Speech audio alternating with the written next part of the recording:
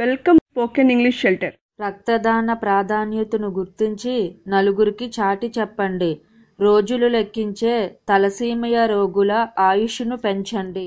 Should have, would have, could have. సాధించగలిగితే వీటిపై ఎవరైనా గట్టి పట్టు.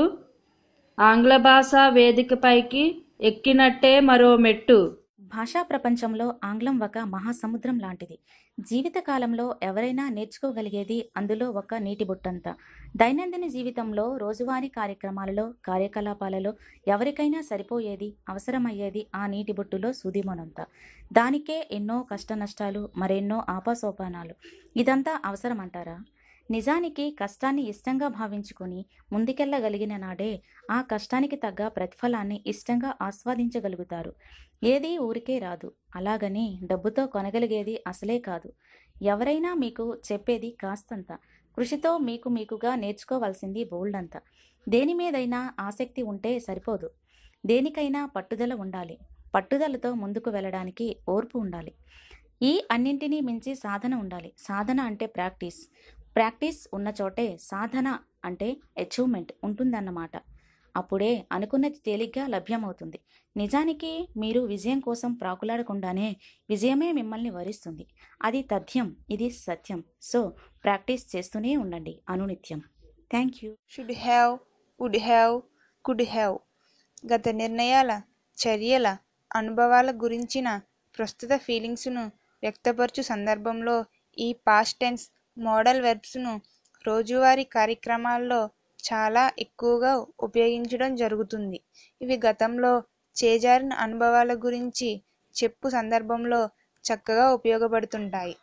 సింపుల్ పాస్ట్ అనేది గతంలో ఏమి జరిగిందో అనే దాని గురించి సింపుల్గా మాత్రమే చెప్తే, should have, would have, could have అనేవి గత నిర్ణయాల ఫలితాలను గుర్తు తెచ్చుకుని చెప్పుకోవడంలోనైతేనేమి, అవాస్తవ విషయాలను ఏకరువు పెట్టే సందర్భంలోనైతేనేమి, చెయ్యడానికి సాధ్యమయ్యే పనులు జరగలేదని ప్రస్తావించు సందర్భంలోనైతేనేమి, ప్రత్యామ్నాయ ఫలితాల గురించి ప్రత్యేకంగా ప్రస్తావించు సందర్భంలోనైతేనేమి, ఇలా రకరకాలుగా ఏ విధంగా ఉపయోగపడగలవో చెప్పడం కన్నా ఈ వీడియోలో మీకోసం సవివరంగా తెలుపబడిన ఉదాహరణ ద్వారా తెలుసుకోండి, వాడుకలో ఉపయోగించండి.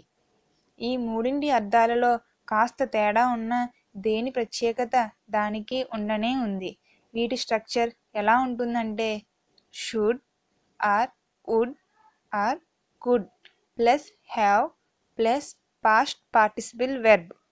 ఓ ముఖ్యమైన విషయం ఏమిటంటే పై రూపాలలో ఉన్న హ్యావ్ స్థానంలో హ్యాజ్ కానీ లేక హ్యాడ్ కానీ ఎట్టి పరిస్థితుల్లోనూ ఉపయోగించకూడదు. వ్యావహారిక భాషలో చాలా స్పీడుగా మాట్లాడు సందర్భాలలో వీటి పొట్టి రూపాలు ఎలా ఉంటాయంటే షుడ్ హ్యావ్ అనేది SHOULDA సూడా గాను, వుడ్ హ్యావ్ అనేది WOULDA ఉడా గాను, కుడ్ హ్యావ్ అనేది COULDA కుడా గాను ఉచ్చరించబడుతుంటాయి. ఇప్పుడు మీరు వినబోయే ఉదాహరణలను చక్కగా అర్థం చేసుకుని మీ దైనందిన జీవితంలో యథేచ్ఛగా వాడగలిగితే ఆంగ్ల సంభాషణ బాటలో ఒక అడుగు మీరు ముందుకు వేసినట్టేనని మర్చిపోకండి. షుడ్ హ్యావ్ గతంలో తీసుకున్న ఒక నిర్ణయం గురించి చింతిస్తూ లేదా వాపోతూ చెప్పు సందర్భంలో ఇది ఎంత చక్కగా ఉపయోగపడుతుందో చూడండి. ఎగ్జాంపుల్, ఉదాహరణ, I should have listen to my wife. నా భార్య చెప్పింది నేను ఆలకించి ఉండాల్సింది. నెగిటివ్ వాక్యానికి ఉదాహరణ, she should not have told her lover about her family problems in detail. ఆమె తమ కుటుంబ సమస్యల గురించి వివరంగా తన ప్రేమికుడికి చెప్పి ఉండాల్సింది కాదు. ప్రశ్నావాక్యానికి ఉదాహరణ, should you have asked her to marry you. నిన్ను పెళ్లి చేసుకోమని ఆమెను నువ్వు అడిగి ఉండాల్సిందా. నెగిటివ్ ప్రశ్నావాక్యానికి ఉదాహరణ, should not you have loved her first. ముందుగా నువ్వు ఆమెను ప్రేమించకుండా ఉండాల్సిందా?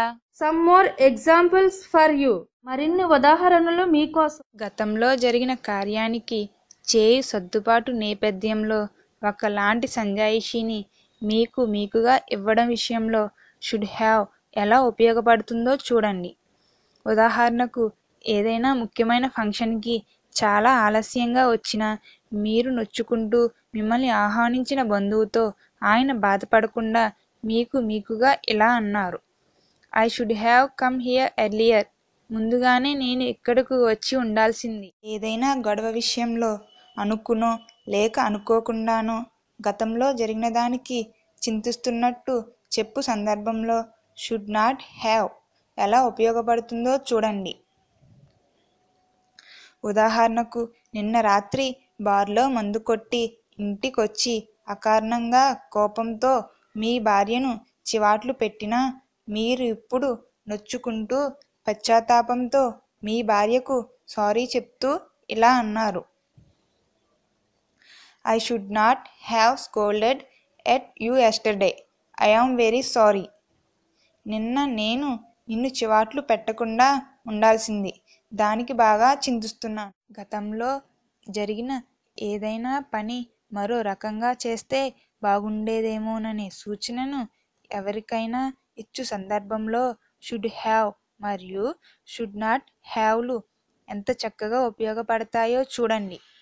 మీ విషయంలో గతంలో జరిగిన ఒక సంఘటనకు మీ స్నేహితుడు మీకు క్లాసు ఇస్తూ ఇలా అన్నాడు: you should have agreed to her proposal of marrying you earlier. You should not have delayed to say your opinion. నిన్ను పెళ్లి చేసుకోవాలనే ఆమె ఉద్దేశాన్ని నువ్వు ముందుగానే ఒప్పుకుని ఉండాల్సింది. నీ ఉద్దేశాన్ని చెప్పడంలో ఆలస్యం చేసి ఉండాల్సింది కాదు. Should have, would have, could have సాధించగలిగితే వీటిపై ఎవరైనా గట్టిపట్టు. ఆంగ్ల భాషా వేదికపైకి ఎక్కినట్టే మరో మెట్టు. వుడ్ హ్యావ్ గతంలో జరిగిన అవాస్తవ విషయాల గురించి చెప్పు సందర్భంలో దీనిని ఎలా వాడతారో ఈ ఉదాహరణ ద్వారా చూడండి. I would have married you if you had asked me. నువ్వు నన్ను అడిగి ఉంటే గనుక నేను నిన్ను పెళ్ళాడేవాడినే. అడగనూ లేదు, పెళ్ళాడనూ లేదు. ఇది అక్కడ అవాస్తవ విషయం అన్నమాట. ఈ ప్రయోగంలో మెయిన్ క్లాజ్తో పాటు మరో సబార్డినేట్ క్లాజ్ కూడా వస్తుంది. ఇక్కడ ఇఫ్ క్లాజ్ వచ్చింది. ఈ వాక్యంలో చెప్పుకోవలసిన ప్రత్యేకత ఏమిటంటే, ఇఫ్ క్లాజ్ను గనుక చివరిలో ఉపయోగిస్తే దాని ముందు కామా పెట్టనవసరం లేదు. అదే ఇఫ్ క్లాజ్ గనుక వాక్యం మొదట్లో వస్తే గనుక దాని తర్వాత కామా పెట్టాల్సిన అవసరం ఉంది. If you had asked me, I would have married you. ఇటువంటి కండిషన్ వాక్యముల విషయంలో రెండు క్లాజులను తారుమారు చేయి వీలున్నదని గమనించగలరు. ఇకపోతే గతంలో ఏదైనా చెయ్యాలనుకుని చెయ్యలేకపోయానని చెప్పు సందర్భంలో దీనిని ఎలా వాడతారో చూడండి.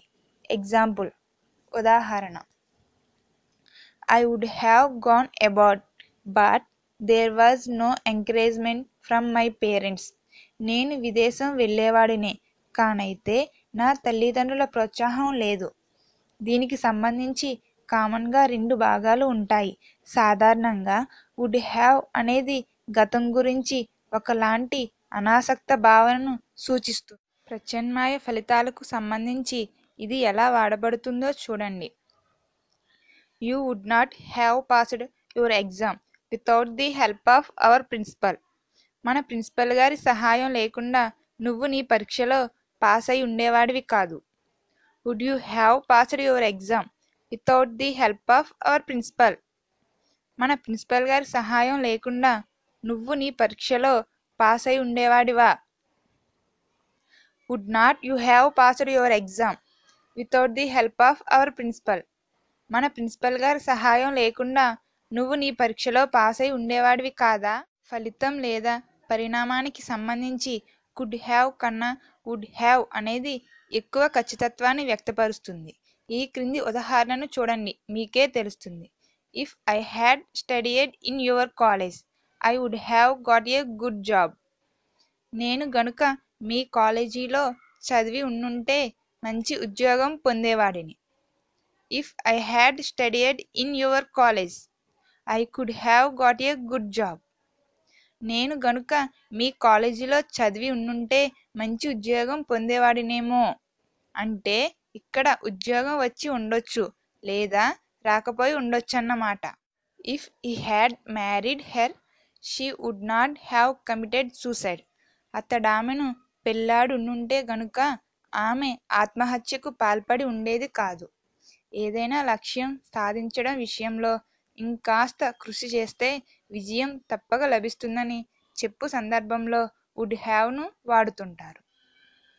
Our team got 300 runs in that match. If we had got 2 more runs, we would have won the match. ఆ మ్యాచ్లో మా టీం 300 పరుగులు సాధించింది. మరో 2 పరుగులు సాధించి ఉండుంటే మేము మ్యాచ్ను సొంతం చేసుకునే వాళ్ళమే.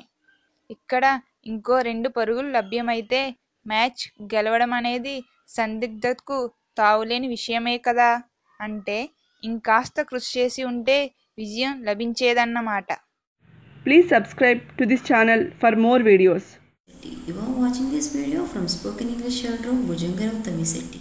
కుడ్ హ్యావ్ గతంలో ఒకానొక సమయానికి కానీ లేక ప్రస్తుతం కానీ ఏదైనా చేయడం సాధ్యమేనని సూచించు సందర్భంలోనూ గతంలో జరగడానికి సాధ్యమయ్యే పని జరగలేదని చెప్పు సందర్భంలోనూ దీనిని ఎలా వాడతారో చూడండి.